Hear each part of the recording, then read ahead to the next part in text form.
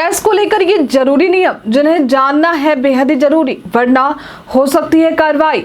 नमस्कार, मैं दिव्या, स्वागत है आपका आज के इस वीडियो में। हाल ही में सरकार ने पैन और आधार कार्ड से संबंधित एक नया नियम जारी किया है।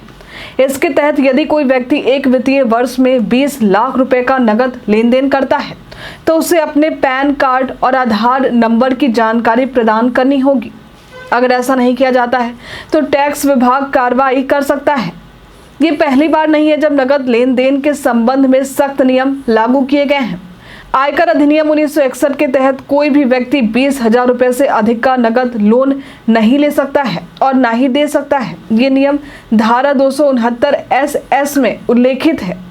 यदि कोई इस नियम का उल्लंघन करता है तो उसे धारा 271 D के तहत जुर्माना देना पड़ सकता है। छोटे व्यापारी और कारोबारी अक्सर नगद लोन लेते और देते हैं। हालांकि यदि वे बैंक, सरकारी संस्थानों या पोस्ट ऑफिस में लोन लेते हैं तो उन्हें छूट मिलती है। याद रखें, धारा 269 SS और 269 1 के अनुसार 20,000 रुपए से अधिक के लोन लेने या देने या चुकाने पर प्रतिबंधित है। उल्लंघन की स्थिति में लोन राशि के बराबर जुर्माना लगाया जाएगा। अब कैश प्राप्त करने की लिमिट के बारे में जानते हैं। धारा 269 ST के अनुसार किसी व्यक्ति को 2 लाख रुपए या उससे ज्यादा की नगद राशि प्राप्त करने की अनुमति नहीं होती है। एक दिन में एक व्यक्ति से 2 लाख रुपए या उससे अधिक की नगद प्राप्ति नहीं हो सकती। कैश निकासी के नियम धारा 194 N के तहत यदि किसी वित्तीय वर्ष में कुल नगद निकासी 1 करोड़ रुपए से अधिक है तो 2% तक का TDS लगेगा। यदि पिछले 3 वर्षों में आयकर रिटर्न नहीं भरा गया है तो 20 लाख रुपए से अधिक की निकासी पर 2% और 1 करोड़ रुपए से अधिक की निकासी पर 5% तक का TDS लागू होता है। नगद जमा करने के भी नियम हैं। किसी भी व्यक्ति को एक वित्तीय वर्ष में 10 लाख रुपए या उससे अधिक के ही कैश जमा करने की सूचना आयकर अधिकारियों को देनी होगी। चालू खातों के लिए ये सीमा 50 लाख रुपए रखे गए हैं।